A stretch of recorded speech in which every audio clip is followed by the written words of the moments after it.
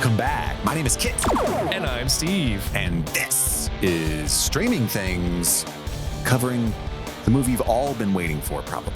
On the edge of your seats for. I think it's safe to say this is our most hotly demanded coverage of all time. Easily. Small Soldiers from 1998. I couldn't keep the bit going. Oh, no.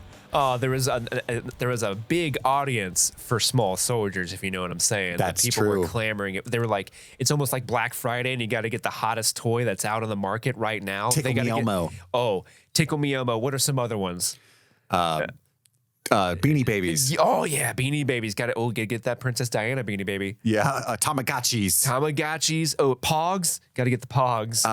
Nintendo 3D. Remember Yeah. that with that thing where you played Mario Tennis on it only? And you got seizures. I had one of those. Or Virtual Boy. I'm thinking of Virtual Boy. Game Boy Color. What was that toy from Jingle All the Way? The Turbo Man. Turbo Man. Everyone needs to get their Turbo Man I this do year. have one of those.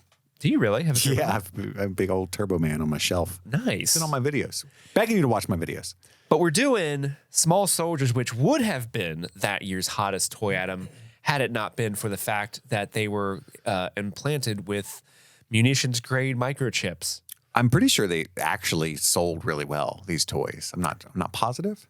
I remember them being out. I didn't have any of myself. Definitely a collector's item now. Yeah. But this was actually a Patreon-demanded film from Jadinklage Morgoon, one of our stout patrons. Because at a certain tier, each of our patrons gets to mandate that we watch a movie of their choosing. Every week we do one of them at least. Also on the Patreon, you get at least one bonus episode per month voted upon by the patrons at the $5 and above tiers. This month's is likely going to be Knives Out by an avalanche. It's pulling away. Surprisingly so. I thought this month would be the one that there was like a very close competition, but no, Knives Out has been pulling away pretty strongly. Yeah, we tried to do like a Thanksgiving fall theme for this month for obvious reasons. It's Noirvember. Noirvember. And we chose... We should have done that. Oh my God. Every week review a noir film in Noirvember. I do love noir. We could have done Strange Days. Strange Days. Could have done Chinatown. Brick. Oh, that's a good one. Yeah, Brick's That's a good great. neo-noir. Another Rian Johnson film. Yeah. So we did Planes, Trains, and Automobiles. We put Miss Doubtfire. Mrs. Doubtfire. She's married. We put... Sorry. We had to put Knives Out. And what's the fourth one that we used? I don't remember. We should have said The Witch because it had pilgrims. I was really proud of that joke. You were.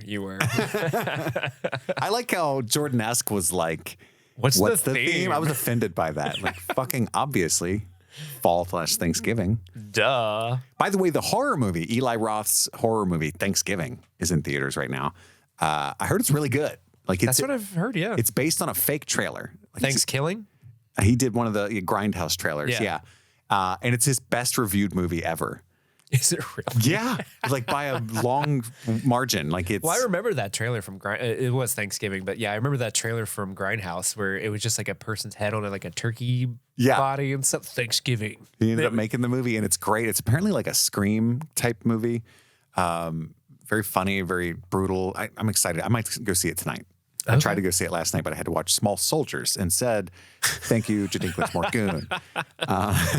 Hey, don't lie. You loved it. I had a good time. So that's what we're talking about today. Our Lost coverage is back for longtime listeners. Yeah. Come on, I don't know if you're listening to this, you're already here, so I don't know who I'm talking to right now. But come back. The Lost coverage is back. We're going to finish season 1. We have to go back. You have to go back. That's right. That's right. Madison will be back soon. She was not on the pre-recorded episodes. We've got some scheduling issues. She may not be episode 8.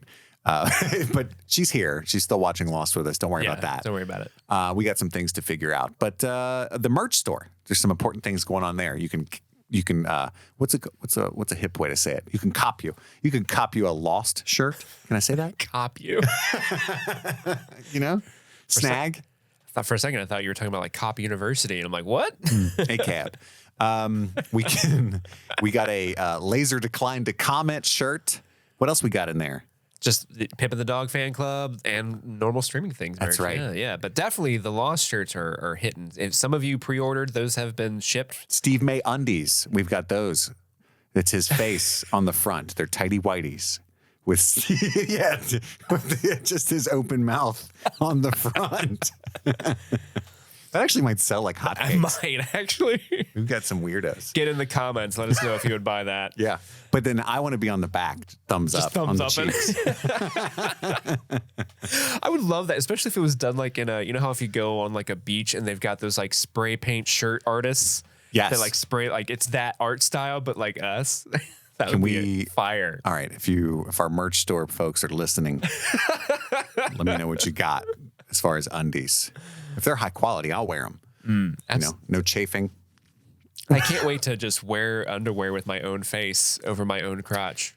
I have that It's better shirt. than awaken anything in me. I had that Steve Mayday shirt. I wore it all the time because whatever Phil used, that material was actually super high quality. Yeah.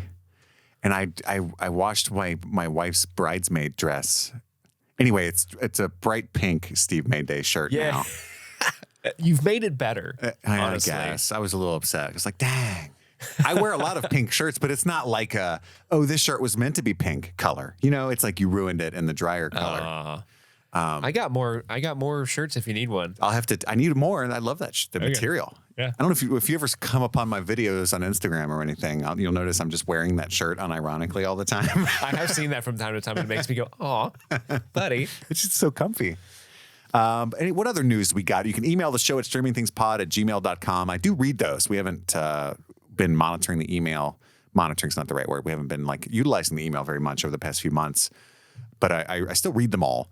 We just don't get a ton of fan mail in that way anymore. I think a lot of our diehard talky listeners are just in the Discord at this point. Yeah. Is what that is. Or DM on Instagram and stuff like that. Yeah, DMing us. That's right. We're much more active on the other social medias now. But that email is there for your deep thoughts. Mm-hmm.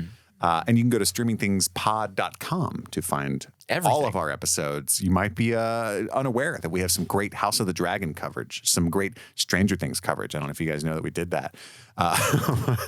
We do a lot. Yeah, we do a lot. And we got more down in the pipeline. And I want to take this time to thank all of our listeners for supporting the show in any way that they do, because you guys are allowing us to upgrade the studio once again. So this is the last time you're going to hear our voices through our old, decrepit, aged, slowly dying Will they computer. be able, is it going to sound different? Are you claiming that right now? The goal is it won't sound different at all. Like when you listen next week, it shouldn't be any different. But I'm hoping this allows us we're going to edit quicker, which means we'll probably be able to do more episodes a week again. But then also video capabilities are now future-proofed. We can expand over time. We're going to be able to do way more things as the future progresses. It's very exciting. I'm excited because now I can have a computer that doesn't take, I don't know. How long did we just sit right now just to turn the microphones? At least 20 minutes. Yeah. It was just 20 minutes of us sitting here waiting for the computer to wake up and go, oh, yeah, the OBS. Hello. Let me go into the archives and find it. Would you like to play Minesweeper while you wait? It'll be 5 minutes to upload Minesweeper. Just click bunks. Click what? Just click the boxes until it explodes. Nobody knows how to play. I know how to play Minesweeper. My wife is actually really good at Minesweeper. She's tried to explain it to me a bunch of times. No, I just click around. Like, it's really satisfying when you click one and half of them. No? Yeah. Bob. Got it. Got me. But yeah, Small Soldiers, man. Let's get into it. Let's get to it. This movie was made, as we said, in 1998, directed by Joe Dante, whose pedigree includes Gremlins. Heck yeah. Co-directing Gremlins 2. Heck yeah. Definitely the better of the two movies. And also The Howling, a pretty highly regarded classic horror film from the 80s. That's about it. He doesn't have much financial success to speak of. He's directed dozens and dozens of movies and TV shows, worked on like some CSI and shit, but that's his big thing, right? And the funny thing about us covering Small Soldiers. Can't believe you left out Inner Space. I've never seen Interspace. Is that fire? Is that fire? Sci-fi? Of course. Actually, I've never seen it. Oh, okay. It's just like the #1 thing on his IMDb. And I'm like, how could you forget? If I don't know about 1987's Inner Space. I'm not going to act like rated I do. a 6.8 on IMDb. Listeners know that about Kit Laser. He keeps it real. Keeps it tight. He might not be that smart. He might not be that handsome. He might not be fun to listen to or any other good thing. But damn it, he keeps it tight. I know he's going to keep it real. He's not going to lie. Oh, real. He's not, okay. He's not. He's not going to act like he's seen Enter Space. He's just going to keep playing with his mic if you're watching on the video. That's right. And that's not a euphemism. My actual microphone. But the thing about Joe Dante. Put it away, sir. The thing that makes this so funny that we're covering this movie, Jadinklage Morgoon, is that we also were forced to cover Ants. And this is also made by DreamWorks. And I think This is a way better movie than Ants, though. but as Ants is to A Bug's Life, so is Small Soldiers to Toy Story. This is the DreamWorks answer to a very popular Pixar movie. Sure. That They is, definitely take a much more different approach to toys in this one than Toy Story does. I would argue it is the same thing. It is a movie ostensibly for children, like Ants, that is actually fucking terrifying, like Ants, that is nowhere near as good as the one that it's trying to be like Ants. Like Toy Story shits on Small Soldiers. We can all, that's not a hot take, right? Yeah, no, not at all. No. And they directly steal from Toy Story multiple times in this movie. Like with the toy hanging off the back of the bicycle, being chased by a dog. That happens in Toy Story. There's a plot point involving a rocket with a toy strapped to a rocket. That happens in Toy Story. Mm-hmm. I'm fine with it. I'm just saying it's so funny that they kept trying to make these kids movies. And Spielberg's like, oh, guys, here, I got an idea. Let's make it fucking terrifying. How about that? You know, like, I don't know what was going on at DreamWorks. But that's like a certain section of movies, especially kids' movies in like the 80s and in the early 90s. This movie is like towards the tail end of this for sure. But it's this movie where like this movie's marketed for children, but if you really stop and look at it, it's kind of terrifying. Yeah. And it's a little it feels unsafe in a way. And but I think that's why I think especially people of our age kind of gravitate towards movies like Gremlins. Yes. And not so much this one. I do. So here's the thing. Overall thoughts on this movie? Yeah. Let me get it out. Is this a good movie? No, it is not. Did I enjoy my time watching this movie? Absolutely. I had fun watching this movie. As stupid as it is, it was fun. I remember when this came out. Yeah. I was 10 years old. I was the audience for this, supposedly. I think I'm at 35, way more the audience that they accidentally shot for. Yeah. Like the scene with all the Gwendy dolls and stuff. That's not for children. No. That is weird fetishization. Hello, Dolly. Yeah. Can I get a 3-day pass? What do you need to do for 3 days, sir? I need to look at those parts. And then when they even like, you've been a bad boy.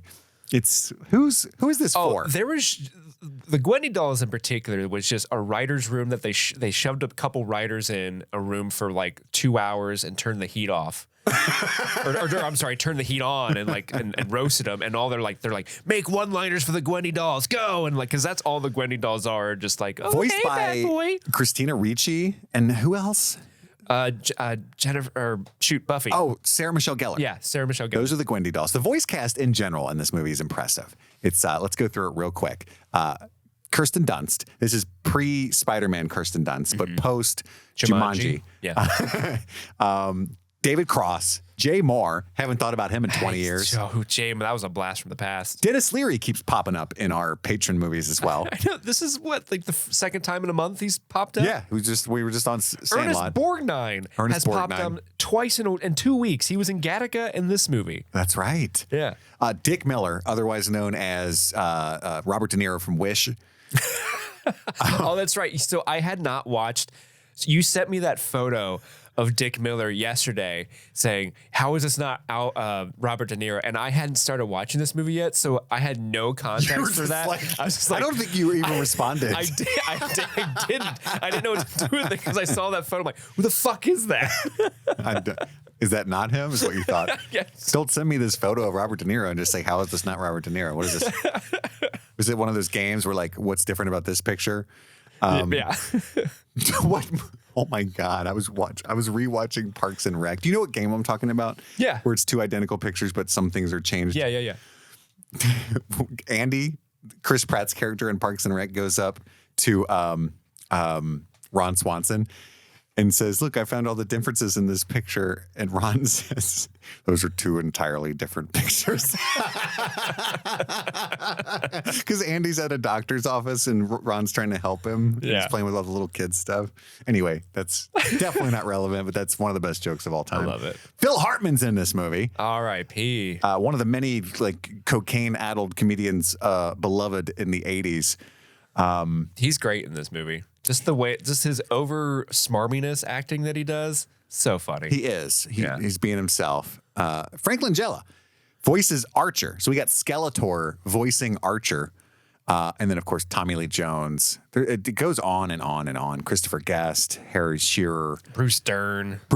Who did Bruce Dern play? Oh, Link Static. Link Static, the communications guy, I think. Who played... Oh, and I know this person means nothing to you, but for a huge Star Trek fan, when Robert Picardo showed up, I geeked out so hard. Well, he's in all the other Joe Dante movies, too. He's in Gremlins, I'm pretty sure. Yeah, but he's one of my favorite Star Trek characters on Voyager. He plays the Doctor. Not to be confused with the Doctor British Who. Doctor. Yeah, not Doctor Who, but just the Doctor. And he's so hilarious. And he's basically doing the Doctor character, like that kind of prickly, like, why are you interrupting my science right now shtick. He's great. Yeah, he plays the guy who like is obsessed with the X-1000 chip. Yeah. Not to be confused with the T-1000. No, completely different departments of defense working on this. By the way, the character of Punch It, I'm pretty sure. Is it Punch It? Is it the one? No, that's not Punch It. Punch It is one of the monsters. Yeah, the Gorgonites. Yeah, I think Punch It or Kick It or like it's like the two monsters in Scratch one. It. Bop It. Punch It and Scratch It. Yeah, so he was voiced by Pippin the dog, which is weird. Is that the one that's like, hello, I'm an alien? No, that's Slam Fist. Slam Fist is His name is Slam Fist? Who could have talked like this? Yeah, I was like, is Pippin the dog the voice of this character? No, it's not Pippin the dog. I wish it would have been. I just want belly scratches.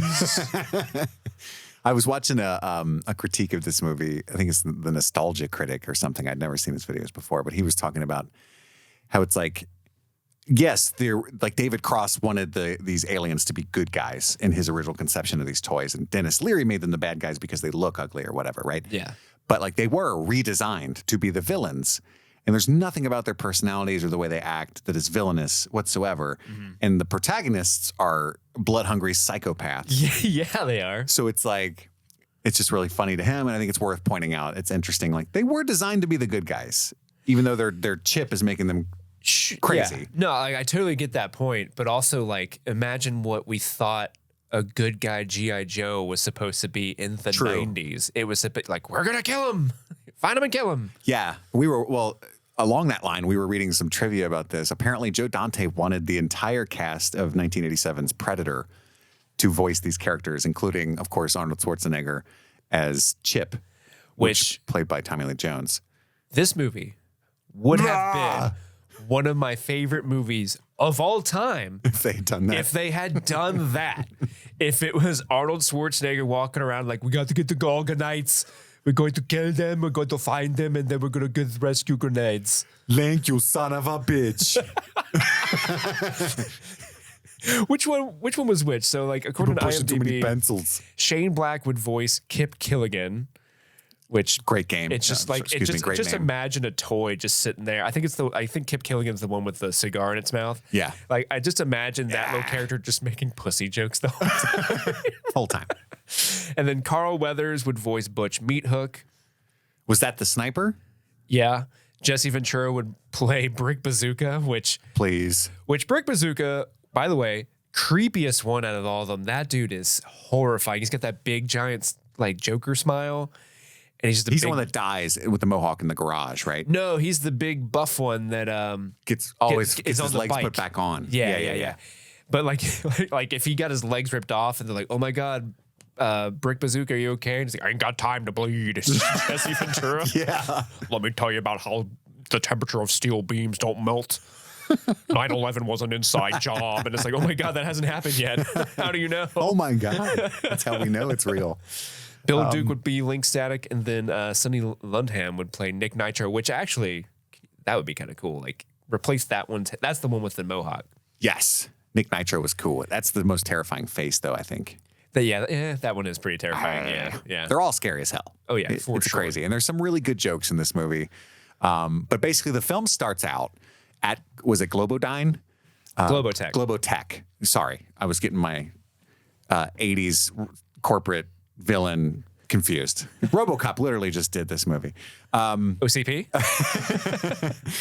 Yeah, so we start at Globotech, run by Dennis Leary. He's basically acquiring all these companies. So he buys up this toy company and leaves Jay Moore and David Cross employed, which would never happen. They're the only two. They're the only two employed, apparently.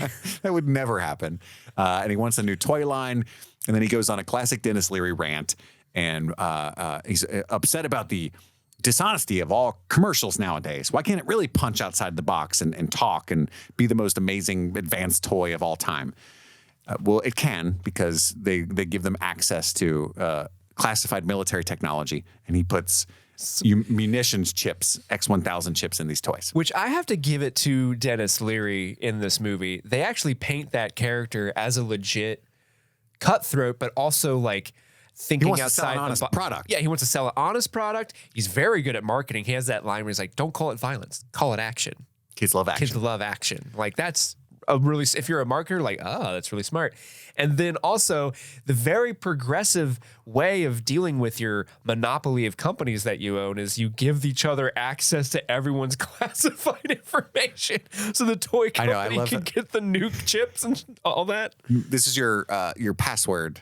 You know, just memorize it and give it back. Mine's Gizmo. Mine's Gizmo. Like, get it? Because I did. I did Gremlins. Get it? But then we never find out And then Jay Moore's password. They keep bringing up Gizmo too. Like, oh, this Gizmo here. We get it. We get it. We get it, man. Gremlins was your only successful franchise ever. Let it go. We need to find the Gorgonites. Maybe they're hiding in the inner space. In CSI New York. What? Tongue. Something he directed recently. Oh, sorry. That was Law & Order. I did the Law & Order noise. Dum, dum. I got my serialized murder shows mixed up. Not cool, man. CSI was always The Who. Yeah. Okay. So then we go to our main character, young Alan, who's a bizarre character because his whole backstory is that he used to be a terrible kid who's like really into what's it called? Graffiti and just terrorizing other people's property in general. He's been kicked out of multiple schools. And so now his dad just hates him at this point. Did he do arson? Like he says, isn't there an arson? It was thing a at one joke point? about burning the school down, I think.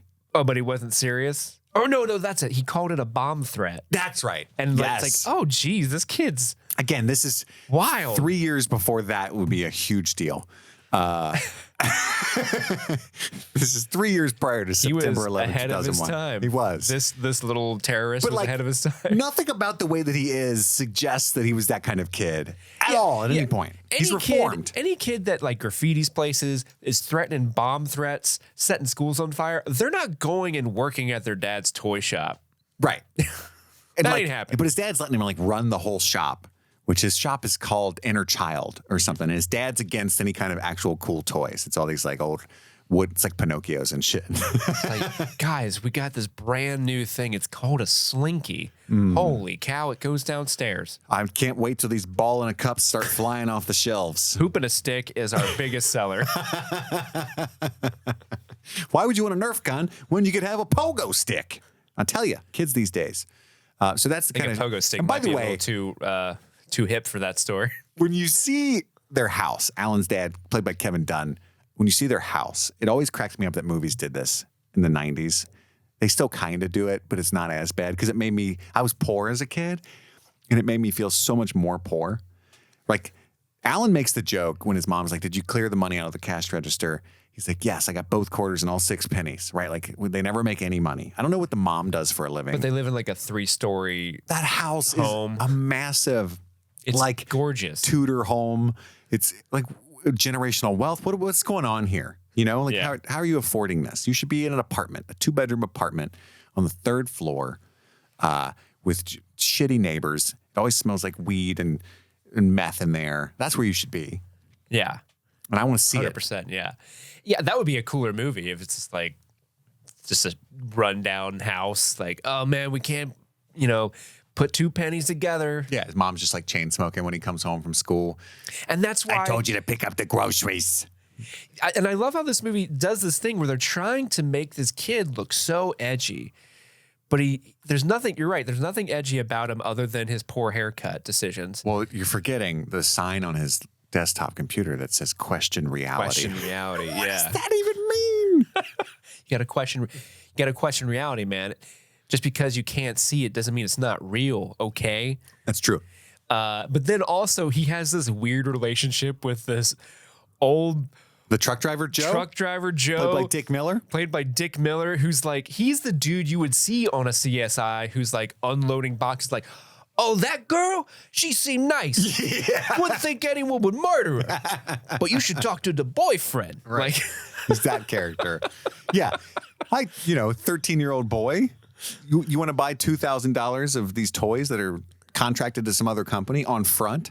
Absolutely. What could go wrong? Yeah. But you better not screw me, kid. Like, what is this? Don't be a snitch. And he like pulls out like one of those like flip knives. Like, I don't like your tone. It's too loud. It's too loud. Also, you want to buy any meth? Because I know a guy. Yeah. We can peddle all kinds of wares while your dad's at the small business seminar. And I just love how the kid, again, because he's a criminal. You got any of those Gwendy dolls? They make me feel funny. Oh, do I? That's Papa Joe's private collection. Yeah, I just love how the kid, because he's a criminal, just tells Joe straight up like, oh, come on, Joe. You mean to tell me that nothing's ever fallen off your truck before? Yeah, he's got that backstory, that dark backstory, this Alan. I call him bomb threats. You cannot intimidate I'll me. take you down, Joe. And nobody names anyone Alan anymore, and that makes me sad. That's true. All you got is the wrenches now. God damn it. Boo. Get out. It's true, though. I wouldn't have named my son Alan. I never would have done that. It didn't occur to me. Alan? If you named your son Alan, I just would think of the raptor from Jurassic Park 3. Alan. That's what he did. Alan. In the video, the nostalgia critic guy I was telling you about earlier, yeah, when he said Alan, a raptor jumped out and he edited it in there and he went, get away. And I didn't understand the joke. The Jurassic Park 3 raptor. Alan. Okay. I haven't seen Jurassic Park 3 in a long time. Wasn't aware I needed to revisit that one. And apparently you have to. Is it a good one, Steve? No. It's the third worst. It's better than Fallen Kingdom and Dominion, you think? Yeah. Wow. Yeah. Back to Small Soldiers. So Alan gets these toys. He wants to sell them all while his dad's away so the store can make some actual money. By the way, his plan is terrible. You got to tell your dad where the money came from, right? Like if he realizes that the store profited $600 while you've been gone and none of the inventory is moved, it's going to look weird. Your plan's awful. And why do you even care anyway? You know what I mean? Yeah. Like, you're not an entrepreneur. Just call a bomb threat. At the IRS. Yeah. Take care of all your dad's problems. Yeah. But that's his whole supposed plan. He sets the store up with like all the little like standy up cardboard things and everything. This kid would be one of those kids that swat people on Twitch. Oh, for sure. For sure. He's bleeding edge, this kid. Yeah, ahead of his time. So then we get the entrance of Kristen Dunst, who's extremely abusive to her little brother. But this is so 90s to be this way. Yeah. Like, she's come like, on, you little brat. Yeah, I want this toy. Shut the fuck up. And it's like, well, who's letting her babysit She him? like trips him, then picks him up again and pushes him down. Like, I only date older guys. Okay. Okay. Why are you saying that now? I just want like this toy. 16-year-olds? Her whole character is so wild.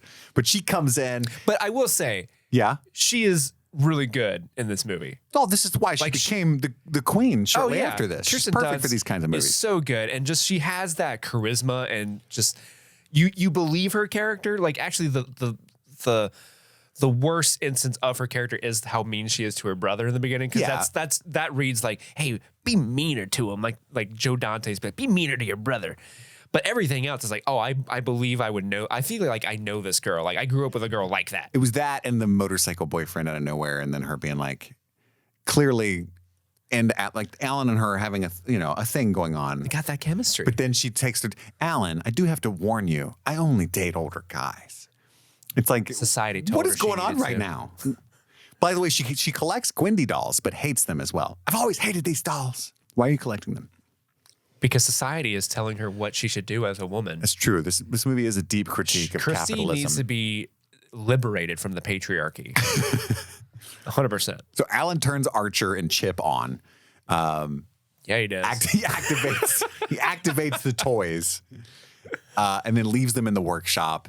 But their prime directives kick in. And Chip wants to destroy all Gorgonites. Yeah, and again, And Tommy Archer Lee is Jones. the emissary of the Gorgonites. Tommy Lee Jones is crushing it. Yes. Like, I know we kind of joked about the Predator crew being like a better team overall. That would be fun, but you are going to lose Tommy Lee Jones as Chip Hazard, who is having the time of his life. I feel like literally, especially in the first half of this movie, every line Chip Hazard does is so funny because of Tommy Lee Jones's delivery. Yeah, It's like, he's great. Civilian, declare your allegiance. Yeah. Oh, Yeah, I mean, again, Chip is what if Buzz Lightyear, but deadly. yeah. What if That's the idea behind Buzz this movie. Lightyear, but a psychopath? Yeah, it's two toys that think that they're real or whatever. And all of the humor is based off of that. And it's hilarious. Tommy Lee Jones crushes it. It's true. There's just this one cutaway because there's a lot of action happening where they leave Chip. He leaves Chip and Archer alone while he's talking to his dad, I think. Yes. And there's this one cutaway where they cut back to them, and Chip Hazard has like a needle or a knife or something that he's holding Archer at gunpoint, like knife point, and he says something like, "Meet death with honor, you coward." Yeah. I think he's just talking to, was it Christy? Oh yeah, that's what. Yeah, Kirsten you're right. Dunst. Because then he goes home. For somehow Archer sneaks into his backpack because he's scared of Chip, I guess. Because that's what Gorgonites do. They hide, even though they're like massive, strong aliens. And as soon as they do decide to fight, they kick wreck ass shop, immediately. Especially with Insanitus or whatever. What's his name?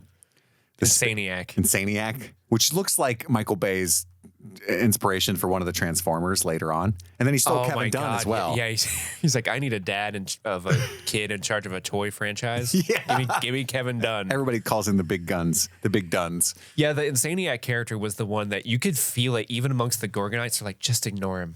Don't directly engage with him. He'll say his dumb, annoying bullshit. No one like actually respond because no one responds to Insaniac at all. It's just this crazy. He's like, "Hey, everybody, I'm a comic from the 40s."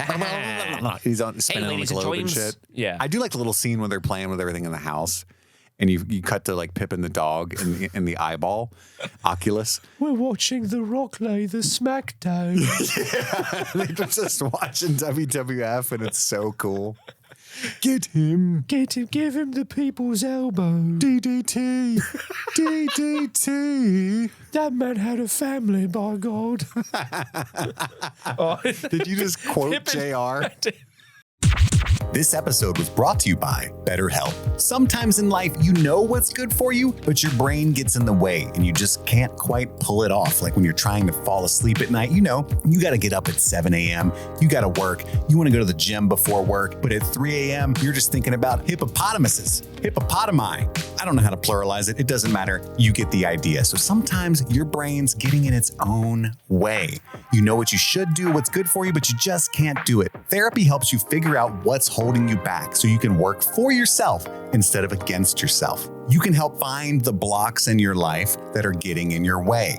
And BetterHelp can get you there. It can match you up with a licensed therapist to help meet your needs. If you don't like your therapist, you can switch free of charge at any time. It's entirely online, designed to be convenient, flexible, and suited to your schedule. Make your brain your friend with BetterHelp. Visit BetterHelp.com/streamingthings today to get 10% off your first month. That's BetterHelp, HELP.com/streamingthings.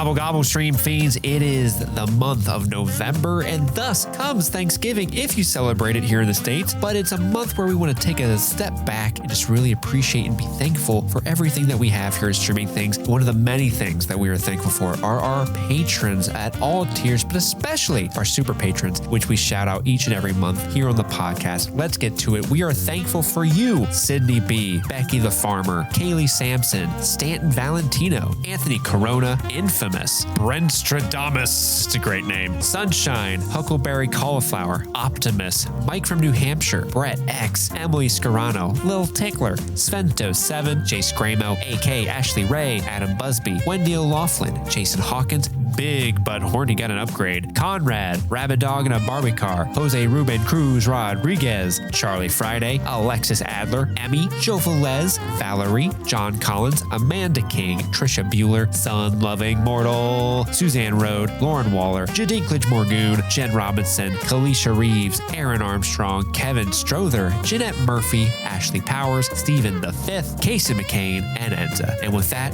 let's get back to the show. Gobble gobble.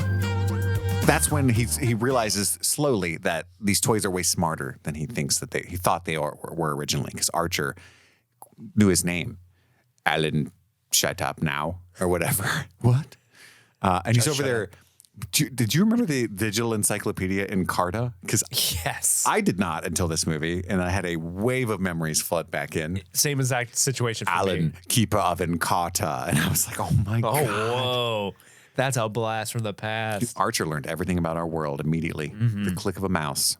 And he also played Minesweeper. Also didn't know the rules, though. I just keep clicking random spaces.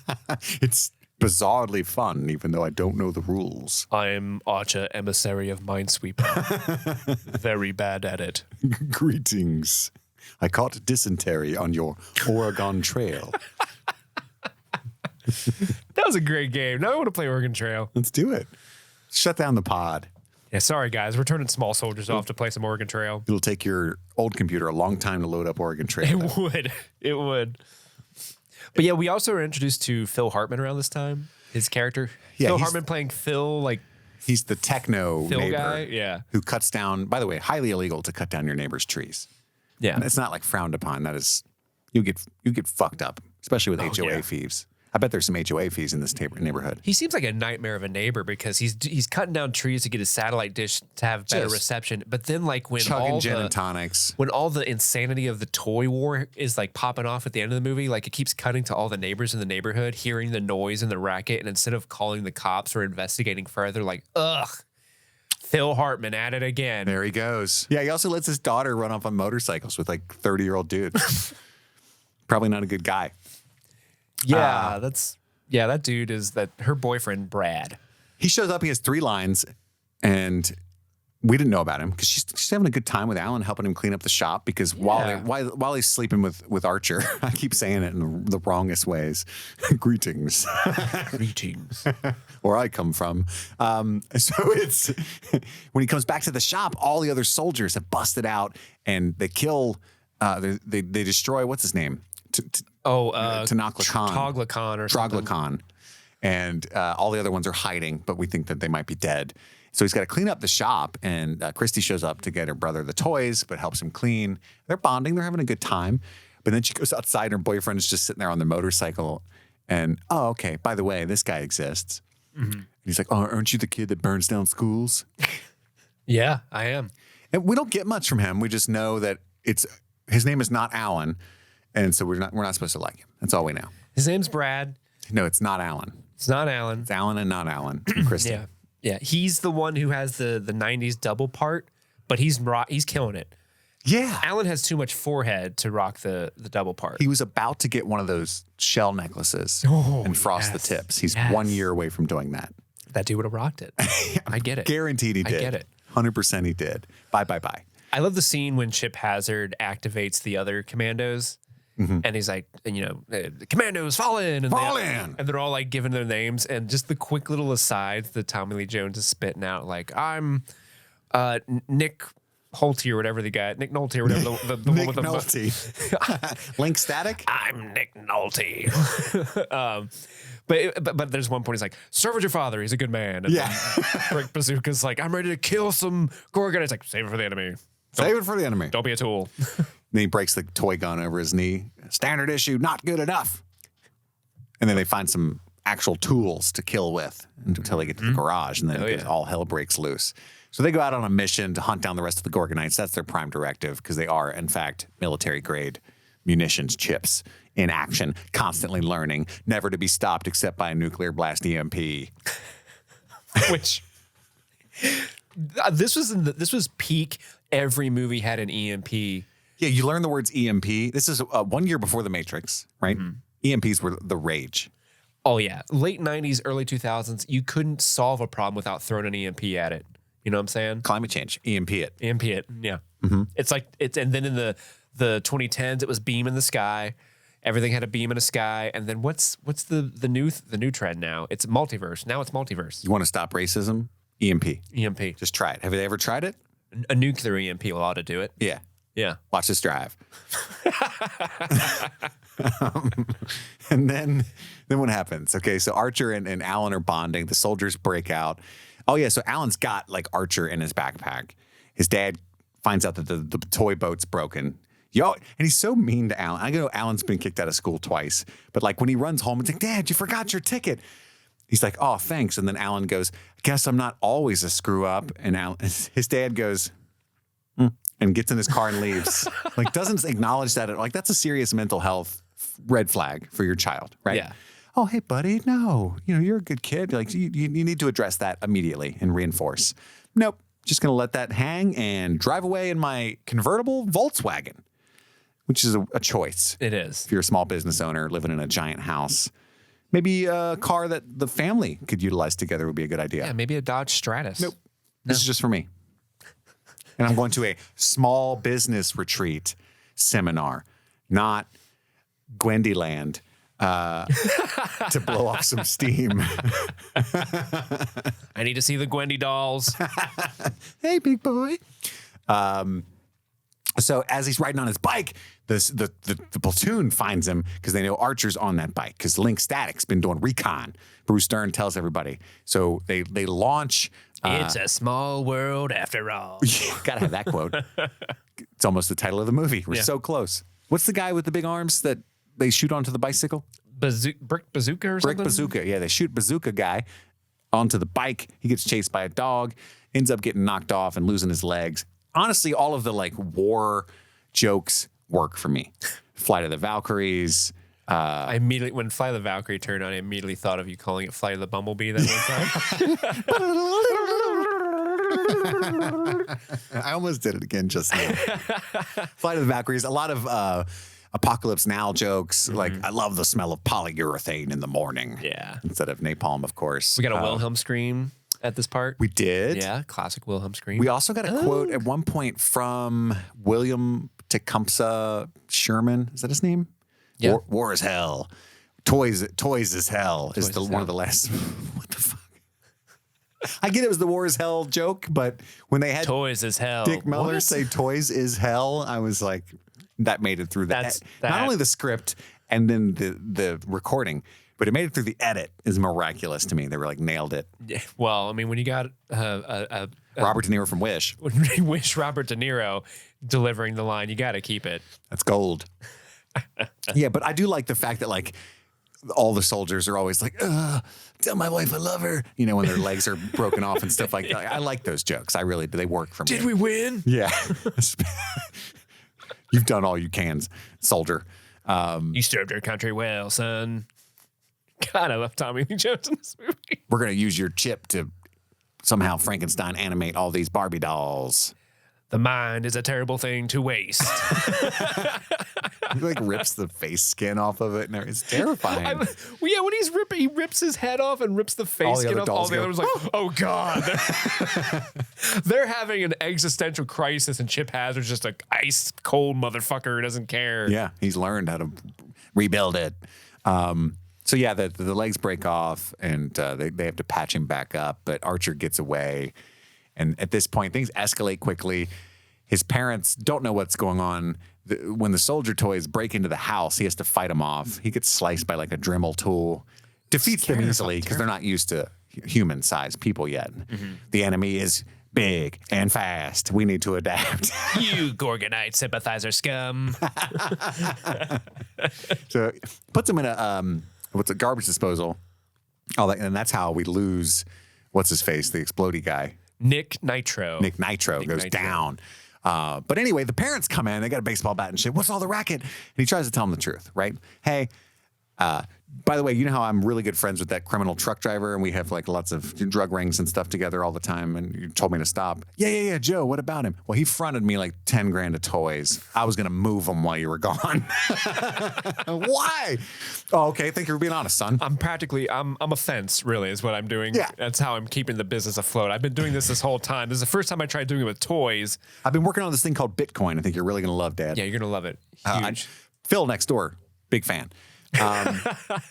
So then he tells him like it's the toys. They come to life. Something's wrong with them. They're trying to kill me, and the parents don't believe him because he had just told Archer to shut up, and so Archer is stubbornly not speaking. He ain't snitching, even though that new command would override that one, and that makes no sense whatsoever. This isn't artificial intelligence, Chris. It is actual intelligence. Yeah. And his mom's like, "Are you on crank? Crystal meth, tar, smack." His mom. You been getting into my stash? His mom parties. She does. She knows a lot, especially in late 90s. Yeah, late 90s. I think nobody knew what meth was in the late 90s. Yeah. Wow. Yeah. They used to live in a rough neighborhood. We can tell. That's what they sold to afford that house. That's true. Whatever she does, is kingpin. Really, it's Joe's her cousin. It's his mom who's actually making the money in this illicit, illegal I think underground she's like a drug stewardess because she's got like that cravat. Yeah. Yeah, that's right. She is wearing like a stewardess outfit. It's giving stewardess to me, but it's giving. It could just be a fashion thing. I think you're right. That makes sense. It's not a cravat. Cravat is a kerchief, a men thing, right? I don't know. Can the ladies wear cravats? Hey, it's 2023. The ladies can wear whatever they now. want. Talking about 1998 when we had gender specific neckwear. But the Gorgonites, they're not destroyed. They're in hiding because hiding is what they do best. They're sissies. They're in the garbage. Oculus. They've rebuilt Troglodyte, and they've got Insano. So there's Troglodyte, Ocula, Slam Thank you for letting me struggle. Insaniac, punch it and scratch it. Pop it. Bop it. Pull it. Quindy it. They're all in the garbage. And I did appreciate this joke. So they're in the garbage, but like Nick Nitro got like put in the garbage disposal. And at the same time, the commandos are like discovering new arsenals in the garage that they can do. But Nick Nitro gets back and Tommy Lee Jones has this line like, Nick Nitro's battery has run out, but his memory, we keep going and going and going. A little Energizer Bunny joke. That's a good joke of the time. I think Gen Z listeners may not get that joke, but that's solid. There's a bunch of like good toy jokes, good war movie references like we talked about. Like there's nothing to recommend about this movie. Again, I had a great time, and I think it's kind of a classic in its own weird way. This is a great 90s snapshot because so many of the things in the background, specifically in the Barbie or the Gwen doll, like we're not going to talk about animation scene. But if you look at the background, all the props they're using is like classic. Oh, I had one of those. Oh, I remember that thing. Oh, wow. I definitely had a Led Zeppelin poster. Oh, yeah. Oh my God, can you believe this movie somehow got the rights to a Led Zeppelin song? This is how Spielberg, insane baby. that is. Spielberg. I mean, it's not a tiny movie. It's a new studio, but this is Amblin Entertainment, Universal Pictures, and the newly formed DreamWorks Studios, right? That's what makes the fact that this movie is so batshit crazy so funny to me, because this is after Ants. Like they keep doing this, accidentally making super creepy versions of popular kids movies. Because I think that balance that Pixar walks of this is definitely for children, but there are oodles of jokes to keep the parents entertained who are taking the kids to these movies that only the parents are going to get, but are going to leave the childish innocence of this film untainted. I think that's an art that early DreamWorks did not master. Well, you've got the naked Barbie. Why are the Barbie dolls naked, walking around in scantily clad, going, "Hey, big boy"? Well, because I think this movie was actually originally when the concept of the movie first came out, it was supposed to be geared towards teenagers. and not children per se. I mean, this movie has a PG-13 rating. That's true. And I saw a thing, an interview with Joe Tante where he was talking about how initially it was geared towards teenagers, so they like filmed it that way. But then the toy companies got involved and were like, no, you got to make it more kid friendly. So they pulled back a little on some things. And he says you can see that sort of push and pull. Yeah, I think the tonal quality of it is all over the place for that reason. Yeah. That's interesting. I just looked up this movie because you said it was not a small movie. This movie had a $40 million budget. And it made $71.8 million in the box office. So it probably didn't break even if you count marketing, because marketing is usually double a budget.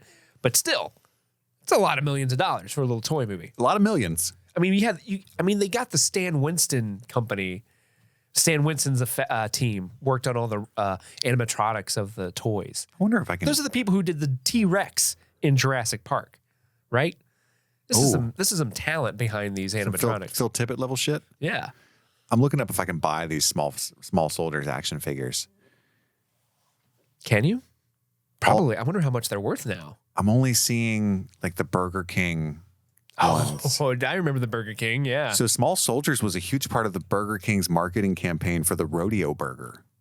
Yeah, dude, the Rodeo Burger slaps. You can't handle the Rodeo Burger. It was. You can't handle the Rodeo Burger. I want to go get one right now. It's back on the menu, right? Yeah, I think it's a permanent fixture now. So I have to look at eBay, but Amazon's only coming up with a few like Burger King toys. Yeah, it's such a good burger idea. You got a burger, you got barbecue sauce, you got the Burger King onion rings on the burger.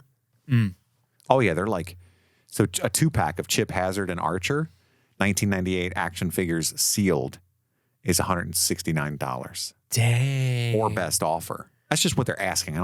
Small Soldiers action figure lot, 9 figures with accessories and vehicle, $450. Dang, for the whole set? Yeah, baby. Wow. Yeah, vintage 1998 lot of 13. They're opened. $300. Ew, gross. No way. Gross. A lot of people have the Insaniac. Oh, and there's a little tiny Miniac Gorgonites. Miniac? Yeah, $80. I'm gonna try to cop me some of these. That's what I want for Christmas. Oh, you want some Small Soldiers gear? Yeah. Okay. You can't play with me, but I will. You can't handle this toy. So then I mean, things go crazy quickly, guys, from here into uncomfort town. Once the Gwendies come out, shit gets weird. Wendy's. And Chip is they pretend to defeat Chip, but then he rebuilds his own army with all the other toys from Joe's truck. They start wreaking havoc on the entire town. There's a lawnmower at one point. There are some. The whole family tries to fight him off. There's some moments that like made me go, "What?" They like shoot pills into her mom's gin and tonic to knock her out. And Phil Hartman's, yeah. And then they capture her brother and like stuff him in a closet, chemical like, warfare, tie him up. Yeah, when they tackle the little kid, I laughed my ass off. You can be a prisoner or a casualty. It's up to you. We have ways of making you talk. And then they set the boyfriend on fire, Brad. Brad, yeah, because he tries to save her from the. And he just Gwendy, runs, and just she breaks up with him because he lost the battle. Yeah, and this is caveman rules. He ditched her. He didn't call the cops or anything. He just ran. I mean, the toys are alive, and they're setting me on fire. Sure, I understand. And also, I'm like 30. I need to get out of here. I got to get it for work in the morning. Yeah, and she decides she's with Alan now.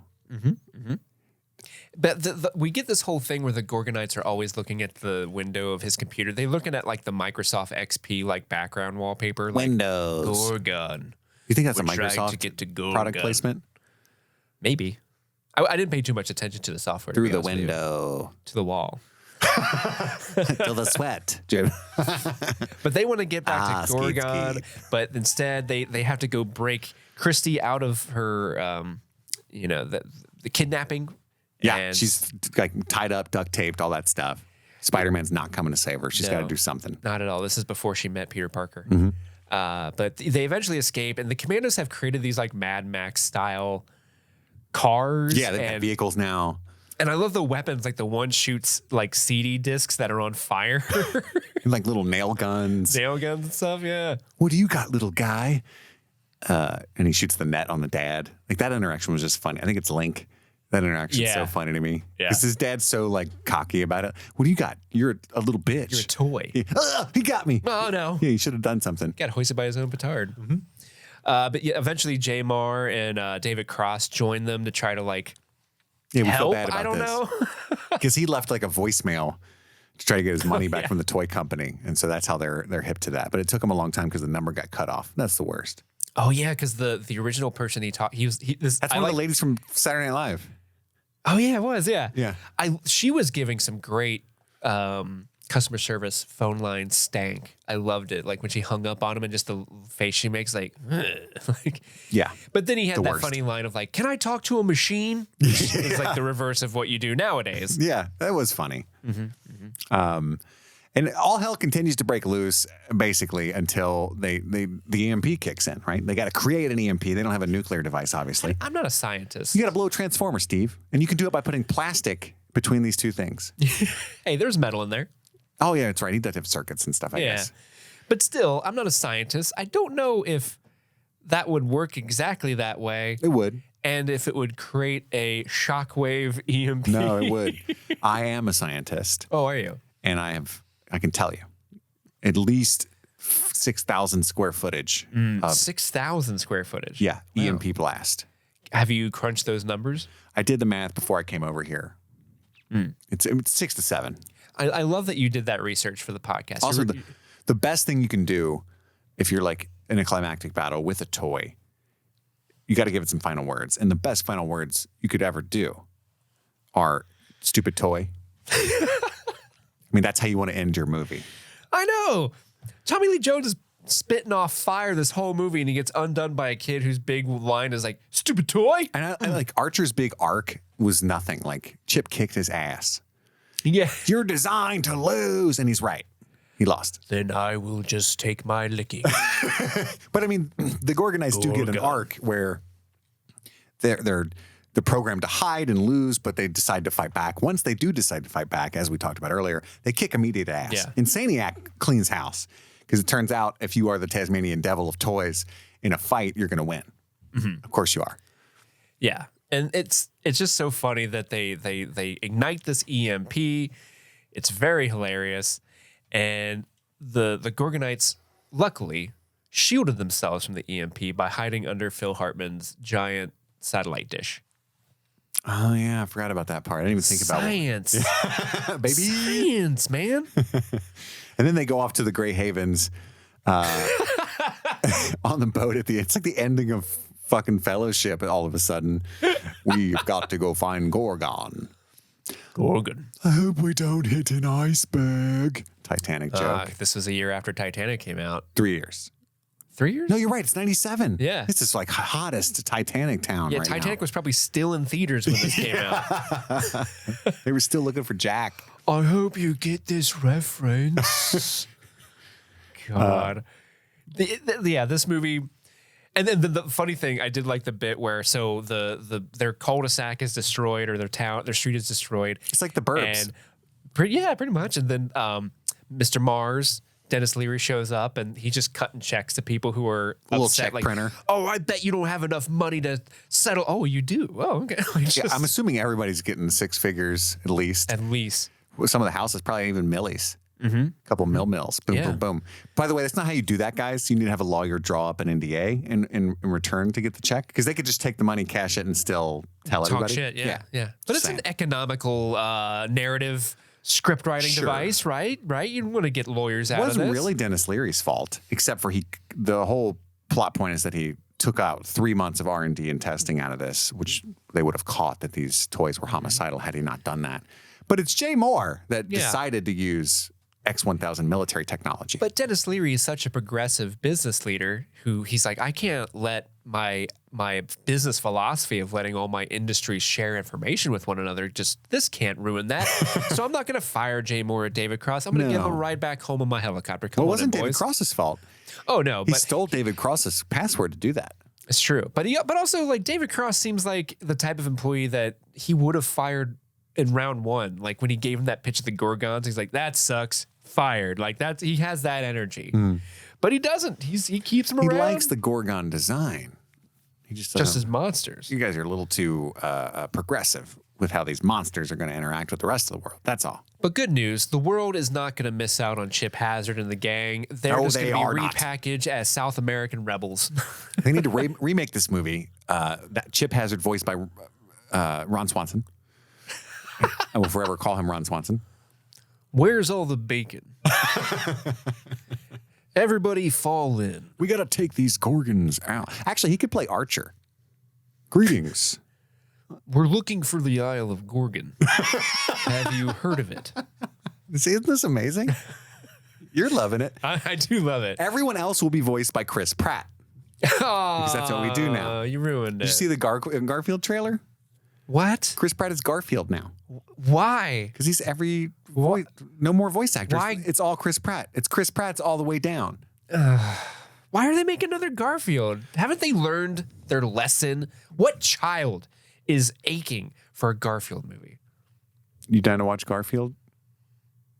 There's one. We got one. We got one. But that's Small Soldiers. I mean, I hope you guys enjoyed that. Jadinklage Morgoon, listen. Thank you.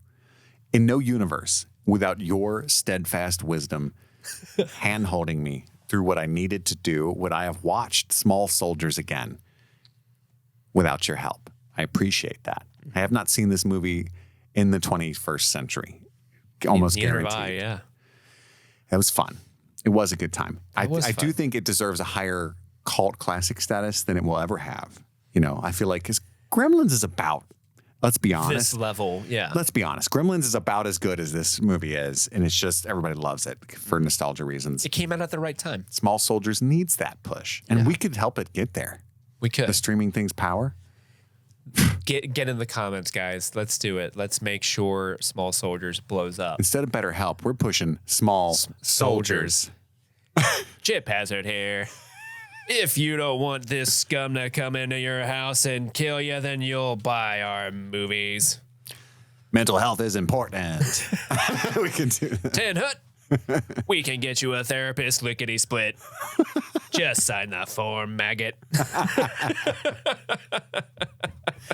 We got to do Starship Troopers. I just bought the 4K. Oh, yeah, we do. I want to do Starship Troopers. I've had some people message me about that too. Like, what's up with the Starship Troopers plan? Nobody's paid to pick it. No one's paid to pick it And yet. We're trying to knock that. By the way, if you're new to the $25 and above tier and you have not told me what movie you want me to cover, reach out to us on, you can DM me personally, but everybody else has been DMing via Patreon, and I'm tracking those. So if you're wondering what the process looks like for that, you have to reach out to us. But I'm going to go through the recently joined people and make sure I haven't missed anybody.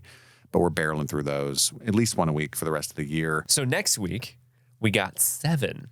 Oh, that's a great one. Yeah. I just got hyped. Yeah, we got David 7. Fincher's 7. And then after 7, guess what? 8. Mean Girls. Oh, Fai-Yi-Yi. Yeah. Plus the musical's coming out soon. Yep. How serendipitous is that? That is serendipitous. That'll be the first one of December will be Mean Girls? Yes. No, or last one of November, maybe. So we've got, lickety split. I don't know why I was going to say that. You've got 7, Mean Girls, and Knives Out. Those are 3 movies you need to watch that we're going to be covering over the next couple of weeks. Yeah. For sure. We're also going to continue our Lost coverage throughout December. I'm sure we'll do a Christmas movie poll for the Patreon. We've got 4 other movies. What are the December movies? Just run through them. There's a TBD, Scott Pilgrim versus the World. Yes, the show just came out. Sister, and one of my personal favorites that I'm excited to get into, Indiana Jones and the Last Crusade. That's because we've already covered the other 2. Oh, we covered Temple of Doom. True, but I watched Raiders. We haven't actually covered Raiders, which surprisingly. I watched Raiders and Temple when we covered Temple.